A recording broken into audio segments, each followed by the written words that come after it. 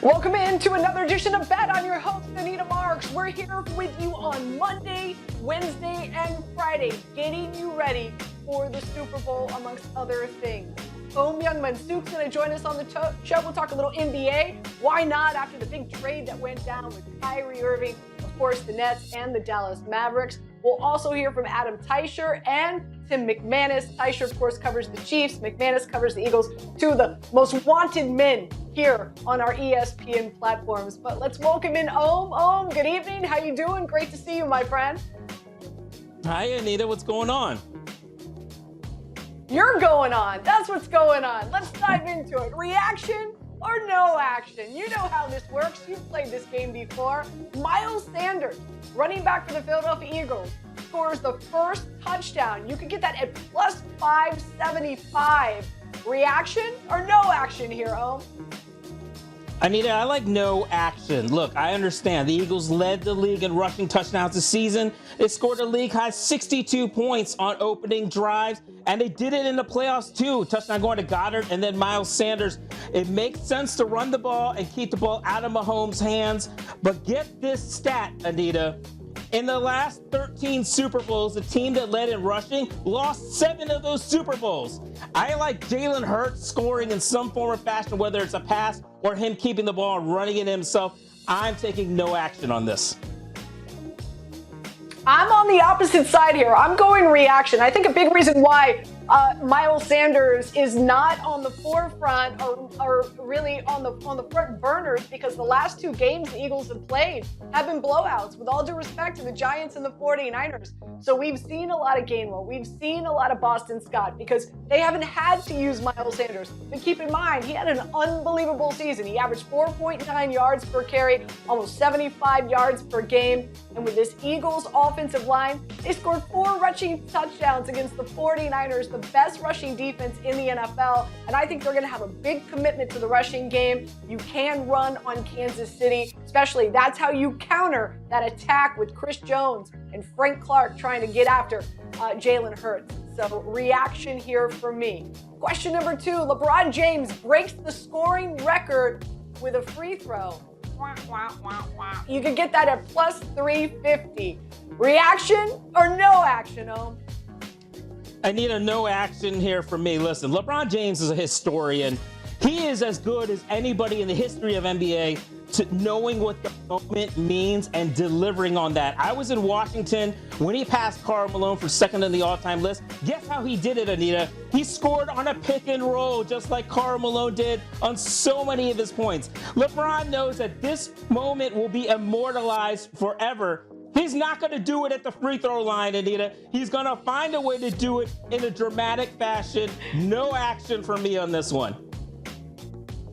Yeah, lockstep with you, boo. I mean, how boring. Whether he's a historian or not, I mean, granted, like, great insight and analysis from you. We're talking about LeBron James, right? We're talking about the chosen one. We're talking about the king. You really think he's going to break the scoring record on a free throw?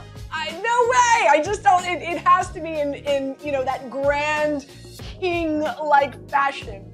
So I'm with you. No action here for me. I just think boring. Next, here we go. Western Conference wins the NBA title. You can get that at minus 105. The Eastern is still favored at minus 125. But obviously, this got much closer over the weekend with the trade that went down, with Kyrie, of course, going to Dallas. Reaction or no action here? I got a reaction to this one, Anita. I think before the trade deadline on Thursday, you're going to see Western Conference teams make moves, especially after seeing Dallas get Kyrie Irving. You want to see the other West teams now try to make moves. Hello, Clippers out there, okay? To try to bolster their chances. The West is going to get more competitive here before Thursday. I still like Boston as the favorite, Anita, and they could make a move themselves. But I think the West is going to be tougher after Thursday's deadline. See, it's interesting. No action here for me. Just because I live here in the New York area, I'm still an Eastern side gal when it comes to the NBA. I'm with you. I love Boston. I love the Bucks ever since Middleton has come back. Top 10 offense in the NBA. 76ers, obviously. I think the Nets are not done here. I know we're all waiting to hear what KD has to say with this trade with Kyrie. Does he stick to the new pieces? I think the Nets won the trade that went down. I think they got the better pieces. I'm hoping KD feels the same way. I think they can make some more moves before Thursday's trade deadline, as well as the Cavs. So no action here for me. And talking about the NBA, let's give our listeners some plays and some ways that they could win some money tonight. And let's talk about that Nets team. You've got the Clippers in town. Surprised you're not here, but the Clippers are in town. They're favored by 8. The over-unders 221. What's your play in this matchup here in Brooklyn? Look, I understand what people are thinking here. Clippers have won 7 of their last 9. They look more stable with a healthy Paul and Kawhi. But I got to tell you something. The last time the Clippers won by 8 or more on the road, December 27th at Toronto. The Clippers have a penchant for blowing big leads in the fourth quarter. I get it. No Kyrie, no Dinwiddie, no Finney-Smith, no Durant, possibly no Seth Curry, it looks like. But I still think this is going to be I think the Clippers win. I just don't know if they win running away with this in over 8 points. See, I'm on the opposite side. I think this might be one of my best bets tonight. I'm going to lay the points with the Clippers. 7-2 against the spread their last 9 with Kawhi and Paul George. You and I have been talking about it all season long with them healthy on the court. 15-7 straight up, 14-8 against the spread as well. They're the 7th best team in regard to three-point shooting. Powell, 6-man coming off the bench. He's averaging 20-plus points his last 3 games. And the Nets defense, 28th against shots behind the arc. So I'm going to lay the points with the Clippers. Maybe a bottle of wine in my future that you will deliver. Game number 2, we got the Mavs going up against the Jazz. The Jazz are favored by 9. Another large spread here. Curious what side you're on. The over-under is 225.5. How are you playing this bad boy? Anita, I am like old school rap. You know that. I'm like Stetsasonic, all that jazz here. Give me the Jazz to cover with no Luka, no Kyrie. Listen, that's a combined 60.5 points per game out of J. Kidd's offense. No Finney-Smith, no Dinwiddie hanging in limbo right now with this trade. Mavs are 0-7 without Luka, and they lose by an average of 11.6 points per game when he doesn't play. Mavs do keep games close because of how they play. The scores are usually low, but I like the Jazz in this one. Yeah, I'm with you. Again, another lockstep here, right? 8-5 against the spread their last 12 games. They beat Atlanta on Friday, 115-108. Luka Wood out, a number of guys out, as we know. Not sure if Kyrie's going to play. I think it's a little bit too soon. So, and with what Dallas traded away, their defense has gone from bad to worse. So I'm with you. I'll lay the points here with the Jazz. Game number 3, we got the Bucks going up against the Blazers. The Bucks favored by 4. The over-under is 242.5. Which side are you on here? Anita, I like the Bucks to cover. Look, Dame is on fire, having scored 40 or more in 4 of his last 6, but I like the Bucks to win and cover the spread. They're the hottest team in the NBA right now. Perhaps it's no coincidence because Chris Middleton is getting stronger, and because Chris Middleton is back, and we got to see if he definitely plays in this game, Giannis is getting stronger. Giannis has scored 33 or more in 6 straight games, Anita. He is looking unstoppable. Give me the Bucks. I'm with you. All right. We're 2 for 2 here. Our last 2 picks. I'm with you. I'll lay the points. They've won 7 straight. Like I said, since Middleton's been back, this has been a much different team, right? Top 10 offensively their last 7 games. It's like how Middleton found their groove, right? How Stella found their groove back. I feel like that's what we're watching with the Bucks right now. 4-1 against the spread, against teams that are below 500 ohm, which goes to show you, right? They don't play to the level of their opponent. They still take teams seriously who are coming in that are cellar dwellers. And Giannis, I think he's up for a big night. I mean, I don't think there's anybody with the Blazers who can stop them. Defense ranked 27th in the NBA, and they're 3-7 against the spread against teams that are above 500. So I do like the Bucks as well. Thank you so much. Always great having you on Bet, my friend. Good luck tonight. Thanks for having me, Anita.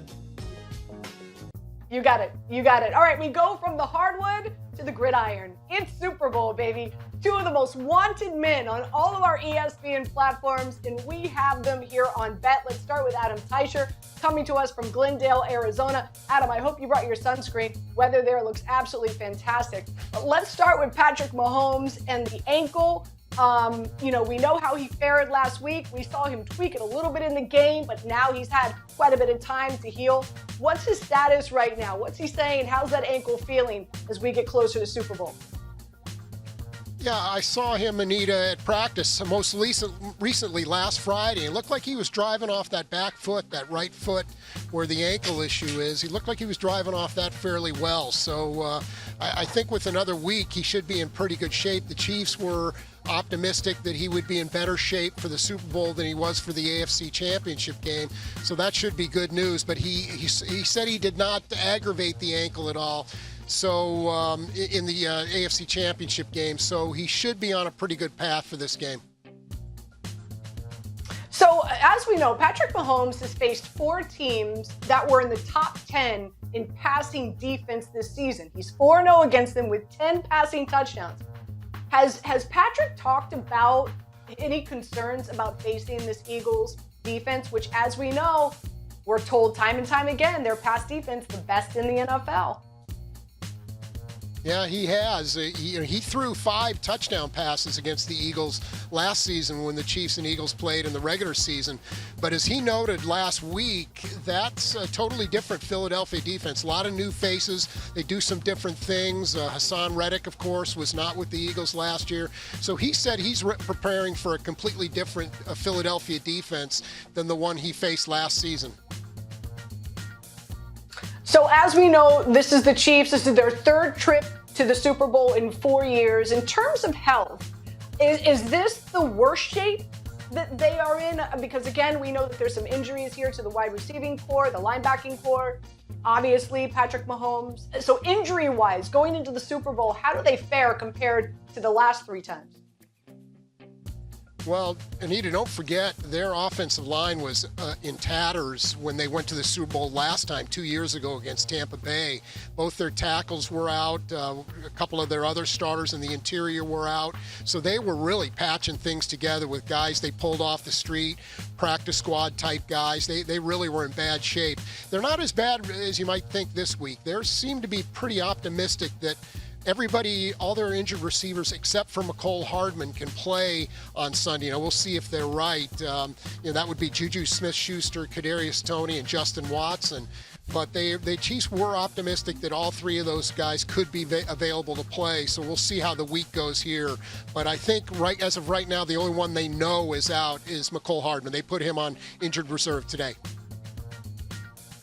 So I know we spent a lot of time talking about this Kansas City Chiefs offense, and rightfully so, right? Many people think that Patrick Mahomes is the best player in the NFL, but I don't think enough love is given to Chris Jones, a one-man wrecking crew, and he's had an unbelievable season. But probably his biggest challenge going up against this Eagles offensive line that many people feel is the best offensive line in the NFL. What has he said about this challenge this week going up against the Eagles? Yeah, he knows it's going to be a bigger challenge than it was against the Bengals last time around. But, boy, Chris Jones was just dominant in that game. And the Eagles will have to deal with a player like him as well. So there's that side of it as well. But certainly Philadelphia should be better equipped than the Bengals were with some backup offensive linemen in there as well. They should be better equipped to handle Chris Jones. But the Chiefs will have a plan for him. I'm interested to see how they move him around because they picked and chosen their spots for him to move him outside and been pretty effective with that at times. So we'll see how that matchup works out. It's going to be an interesting one to watch. Adam, thank you so much. Appreciate your time. We go from Adam Teicher to Tim McManus, who covers the Eagles. Looks like you guys are hanging out at the same pool. Hopefully you can borrow Adam's sunscreen. Listen, we've been talking so much about both these injuries, right? As we know, Mahomes, high ankle sprain, Hurts. There's so much discussion now coming into this matchup. Whose injury is worse? What can you tell us about Hurts' shoulder and how he's feeling right now, just days away from the Super Bowl, Tim? Yeah, Anita, when we talked to him this week and asked him how that shoulder was doing, he acknowledged that everybody knows that he's working through something. And when we asked to give a percentage on his health, he wouldn't do it. He's not 100% going into this matchup, but if you look at it big picture, you know, the original injury was December 18th against the Bears. So we're almost 2 months removed from when he injured that SC joint in his throwing shoulder. They don't really expect it to hold him back. And you could see, and particularly in that Giants divisional playoff game, you know, there was no restrictions on him. Did he look his best against the Niners in the NFC Championship game? No. But how much of that was the fact that it was the Niners defense? How much of it was the injury? Probably somewhere in between lies the truth. But, you know, they fully expect that Hurts is going to be up and running for this game. So the path to the Super Bowl for the Eagles has not been very difficult, with all due respect to the Giants and the 49ers. And unfortunately, we saw what had happened with the 49ers losing Brock Purdy and whatnot. They've beaten both those opponents by an average of 27 points. Obviously, Kansas City is a much different animal. What have the Eagles said about their path of getting to the Super Bowl? And now, once again, facing an opponent like Kansas City, where chances are, Tim, this game is going to be a lot closer than what they've experienced the last 2 weeks. Well, you know, they're not apologizing for who they played in the playoffs to this point. And, you know, to your point with Brock Purdy, you know, they knocked him out of that game. Their defense has been ferocious. Now, they have a ton of respect for the opponent they're going up against on Sunday. Nick Sirianni called Andy Reid a great coach and said that Patrick Mahomes is one of the best players on the planet. So they know what they're dealing with. But on the other side of the ball, you know, the Eagles defense, you know, they've just been crushing people. And if you look at what they did in the regular season, 70 sacks, it's the third most all time. And that's led by Hassan Reddick, who was able to just blow up that San Francisco game. And so while they know that there's going to be points coming up on the board, they feel very confident about the group that they bring into this matchup. And on the opposite side, I love Hassan Reddick, but you got to pay attention to Chris Jones, a one-man wrecking crew. He's taken over games for the Kansas City Chiefs. What has this Eagles offensive line said about their matchup against Chris Jones? What are they expecting from him?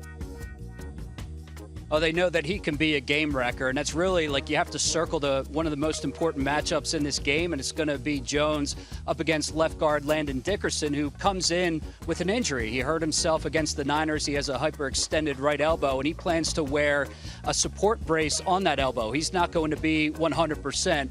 No, but there's a lot of talent along this offensive line and also a lot of brain power, and it's led by offensive line coach Jeff Stoutland and then veteran center Jason Kelsey. So they're going to be buttoned up and have a plan for Jones, but he's a handful, and they know it. Yeah, he is a handful, that's for sure.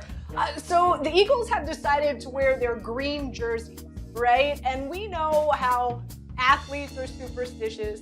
Is this decision because they won Super Bowl 52 wearing their green jerseys? Does that have something to do with this decision? So I looked into this for you, Anita, and every time, in fact, the Eagles have made it to the Super Bowl. So this will be their fourth time. They've worn those traditional green colors each time. And this is less of a superstitious organization and more of an analytical one. And you look back, and they're 1-2 in their Super Bowls. And I saw a number that 15 of the last 18 teams that have won the white jersey actually have won the Super Bowl. So if they were applying analytics here, they would probably go in the other direction. But I think they just like that classic green look. And, hey, they have some good mojo coming off of that 17 team where Nick Foles turned into Joe Montana all of a sudden. So, yeah, maybe they hope they can ride that one more time.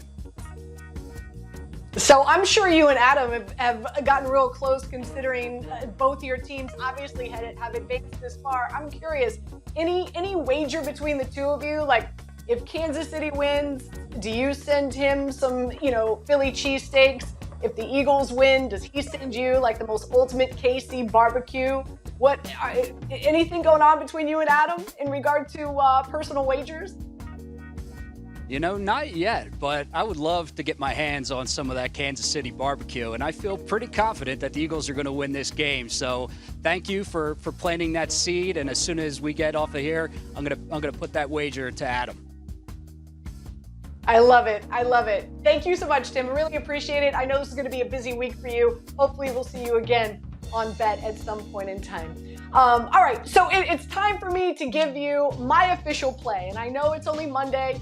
Chances are it's not going to change. So here we go. I'm all over the Eagles. I was on the Eagles in the beginning of the season. That was my pick to win the Super Bowl over the Chargers. But of course, we know how that ended. Nonetheless, I'm still with the Eagles. I'll lay the points with the Eagles. In fact, I'll lay the points with the Eagles if it even goes up to 2.5. I know it's been fluctuating. I just think all in all, they are the better team. We hear it time and time again. It's won in the trenches, right? And when you look at the defensive line, you look at the offensive line, head and shoulders, the Eagles are better. Not to take anything away from Chris Jones, but the Eagles, 70 plus sacks, right, so far in the regular and then heading into the postseason. They've just been unstoppable. The offensive line is great as well.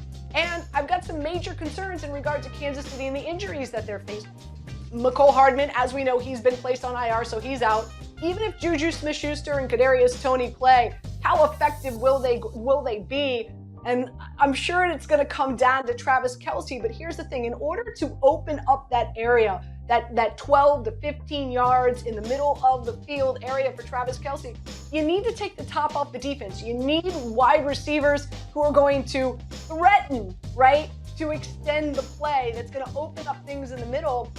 And if all these wide receivers are not healthy, how big of a threat is that going to be? On top of the fact that the Eagles do have one of the best secondaries with Darius Slay and Bradbury as well. Then when it comes to the receiving game, I want to say Kansas City, the majority of their DBs are no taller than 5'11". So you've got a height disadvantage when it comes to A.J. Brown. So there's an incredible mismatch there, especially when you get in the red zone. And I think Devontae Adams is going to have a big game as well. So, you know, Mahomes, Kelce, their punter Townsend, coach Andy Reid, I say those are the aspects. That's where Kansas City has a leg up on the Eagles. But other than that, in every other category, I just think the Eagles are the better team. So I do believe the Eagles are going to win. In regard to the over-under, I'm kind of on the fence here. One thing that we've seen about the Kansas City Chiefs is when they go up against a top 10 defense in the NFL, they are uber aggressive. And more times than not, the over hits because of how aggressive Andy Reid and Patrick Mahomes play, especially in the passing game. But I just think this Eagles defense is just really, really good, and they're going to get after Patrick Mahomes. So I've got a small lean, not a lot of conviction, but I've got a small lean on the under here. The last 4 Super Bowls, the under has hit as well. KC, their defense has played a little bit better. They held the Cincinnati Bengals to 20 points, which was really, really impressive. Their last 5 games, they've held their opponent to 24 points as well. Injuries with both quarterbacks, and also what both teams do well. For example, the Eagles offensive line, they're going to be able to run the ball well. What happens when you run the ball? And I think we are going to get a heavy dose of Miles Sanders. What happens? You eat up time of possession. As for the Eagles defensive line, I think they're going to get after Patrick Mahomes. And therefore, I don't think the Kansas City Chiefs are going to be able to put up a gazillion points like we've seen before. So I have a slight lean towards the under, but again, more conviction for the Eagles to win, and I'll lay the 1.5. Let's look at some of the props out there. We're going to have props for you all week. So there's 2 categories we're going to tee up for you today. One is quarterback bets. One of my favorite quarterback bets this season, or I should say this Super Bowl. I like Mahomes, and not to be a negative Nelly here, but to throw an interception. He has not thrown an interception his last 6 games. But like I said, when the Kansas City Chiefs go up against a top 10 defense, they are uber aggressive. And what we know about the Eagles, they are an opportunistic defense. Patrick Mahomes, 2 interceptions, his last two Super Bowls as well. Also, Jalen Hurts, that prop bet I like. I like over rushing attempts and anytime touchdown. I do believe he's dealing with a shoulder issue. Of course, we just heard from Tim, and I think he's going to be committed to running the football more. And Kansas City's defense, what we know about Kansas City's defense is that is a defense that you can run against. Look, we saw what Joe Burrow was able to do with them 2 weeks ago. Some other bets I like, anytime touchdown bet. And just like I said with Jalen Hurts, 20 times this Eagles team has made it into the red zone this postseason, and he's carried the ball 6 times. So I do believe that Jalen Hurts is going to have an opportunity to score a rushing touchdown. So I do like that. Gainwell, anytime touchdown as well. 29 touches the last 2 weeks for Gainwell. Also, Miles Sanders is going to be a free agent. Gainwell more than likely is going to be the starting running back for the Eagles. Time to kind of pass that baton. A.J. Brown, anytime touchdown, like I said before, real big mismatch in regard to the size disadvantage that the Kansas City Chiefs secondary has against A.J. Brown. And last but not least, and this might be my favorite, and it's Travis Kelce anytime touchdown. Here's why. 38 red zone opportunities he has seen so far in this postseason. As we know, the Kansas City Chiefs, their wide receiving core is banged up. It's really going to be all about Travis Kelce. But here's the thing. There are records to be broke. So here you go. If Travis Kelce and Patrick Mahomes score 2 touchdowns in the Super Bowl, they will surpass the combination of Tom Brady and Gronk for most touchdowns by a duo in the Super Bowl era. If Travis Kelce has 1 touchdown reception, he will solely pass Gronk and be the second most recipient of touchdowns in the Super Bowl era, behind Jerry Rice, who has 22. So with those records to be broke, I do believe that Travis Kelce is going to get a lot of targets and a lot of opportunities to score a touchdown, if not 2, in the red zone. So that's how I'm playing that. As always, we like to end the show with Before I Let You Go and some NBA action tonight. Earlier, you heard Ohm and I discuss some of the games out there. I'm going back to that Jazz-Mavs game. Markkanen, I believe, is going to have over 25.5 points. Why? He's averaging 26 a game. And Dallas, defensively, now with Finney Smith gone, they were ranked 23rd overall on defense, worst against power forwards in the NBA with him on the court. Now he's gone. He's in Brooklyn with the Nets. Therefore, who's going to defend him? Who knows? But he's having a great season so far, especially, like I said, his last 10 games, he's averaging 26 points a game. So that's pretty much my best bet tonight. Of course, if you watched on Daily Wager, I had it there as well. Everybody, I want to thank you so much for tuning in. Really do appreciate it. Great insight from both Tim and Adam in regard to Kansas City and the Philadelphia Eagles, and Ohm Youngman Suk joining us with some NBA talk and NBA plays for you as well. From all of us here at Bet, thank you so much for tuning in tonight, and good luck with your bets. We'll see you on Wednesday.